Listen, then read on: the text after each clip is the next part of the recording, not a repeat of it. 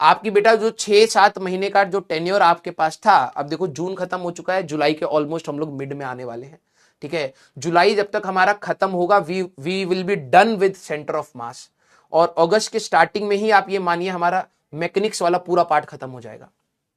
ठीक है, अगस्त के एंड और सितंबर के उसमें आपका पूरी 11th पूरी खत्म हो चुकी होगी।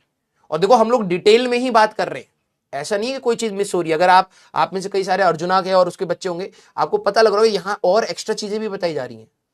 6-7 महीने हम लोग पूरे ट्रेंड हैं कि आपका पूरा सिलेबस अच्छे से कराए, लेकिन बात यह है कि उस स्पीड को आपको मैच करना पड़ेगा।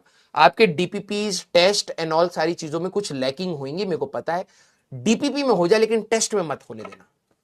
बिलीव मी, टेस्ट आपके लिए टारगेट के जैसा सेट करो कि अगला टेस्ट का सिलेबस क्या आ रहा है। जो भी आपका अगला टेस्ट का सिलेबस आ रहा है, कोशिश करो उस टेस्ट तक आपके बैकलॉग कवर हो जाए, आपकी रिवीजन हो जाए।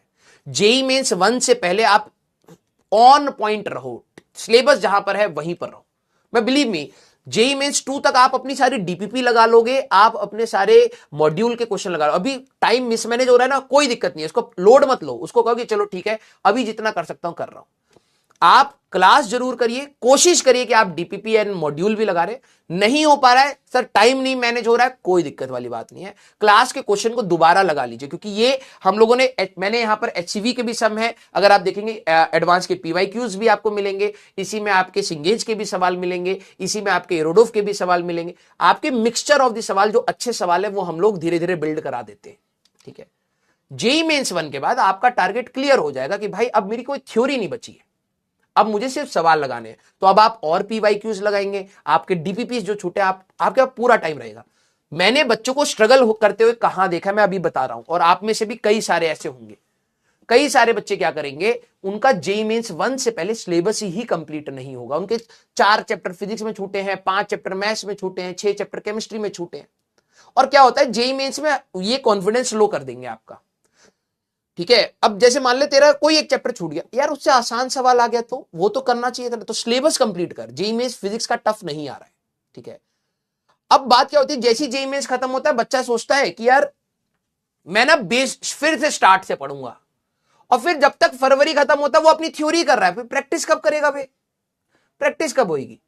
तो कोशिश आपको क्या करनी है, लास्ट ईयर यही हुआ था, और मैं अभी भी बता रहा हूं ड्रॉपर के साथ का प्रॉब्लम क्या है, क्योंकि आपका सिलेबस थोड़ा सा स्पीड में चलेगा। मुझे पता है, जब मैं ये बात बोलता हूं कई बच्चे उदास हो जाते हैं और स्ट्रेस में आ जाते हैं, स्पीड में चलेगा, अरे स्पीड में चलेगा तो क्या कहीं मेरे को सारा कंटेंट पढ़ाया जाएगा, क्या मुझे समझ आए, वो डाउट में आते हैं।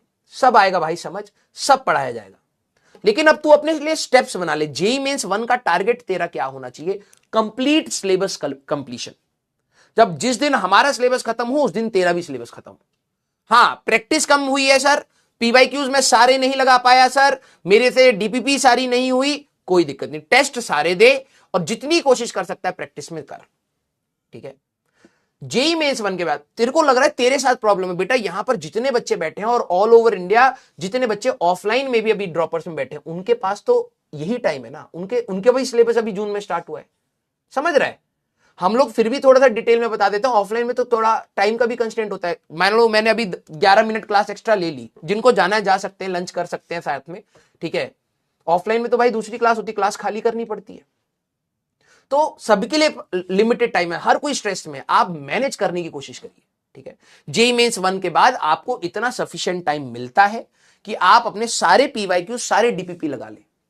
ठीक है, जेई मेंस आपसे अगर आप ये कर रहे हो तो आपकी बहुत बड़ी गलती होगी कि जेई मेंस 1 के बाद आप फिर से थ्योरी पढ़ रहे हो, फिर से आपको लेक्चर की थ्योरी देखनी पड़ रही है। एक आध टॉपिक समझ आता है, लेकिन आप फिर से चैप्टर बाय चैप्टर पढ़ रहे हो, ये ब्लंडर हो जाएगा आपकी तैयारी के लिए। सर मॉड्यूल नहीं है, पीवाईक्यू चलेगा, बिल्कुल मस्त चलेगा, मस्त दौड़ेगा, कोई दिक्कत नहीं है। जिनके पास मॉड्यूल है वहां से पीवाईक्यू कर लो, जिसके पास पुराने पीवाईक्यूज हैं, नेट से हैं, जो भी मस्त चलेंगे, कोई दिक्कत नहीं है। ठीक है बेटा, ब्लंडर मत करना। जेई मेंस 1 में सिलेबस कंप्लीशन, सारे टेस्ट और जितनी मैक्सिमम प्रैक्टिस हो सकती है वो इतना करके चले जाओ। मैं बता रहा हूं 95% बच्चे ये चीज नहीं कर पाते, 95% बच्चे। ठीक है, और जेई मेंस 2 में आपको फिर से 2 महीने सिर्फ सवाल सवाल सवाल सवाल, और हम है और सवाल, कोई टेंशन नहीं है भाई। ठीक है, 93-94 परसेंटाइन से नीचे मत जाओ, कोशिश ये करो। कोई एडवांस नहीं, अभी एडवांस के जो भी सवाल करा रहे हैं करो, कोई दिक्कत नहीं है, सोचो, एडवांस का लोड मत लो। पहला 94 परसेंटाइल प्लस, भाई जेई मेंस क्लियर होगा तभी एडवांस में बैठोगे, ठीक है। तो 94 परसेंटाइल प्लस आप सारे टेस्ट दीजिए और कोशिश करिए उतना अचीव करने के लिए। क्लियर? सर लास्ट ईयर में कितने पीवाईक्यू सफिशिएंट है? आपका टाइम अलाउ करे तो।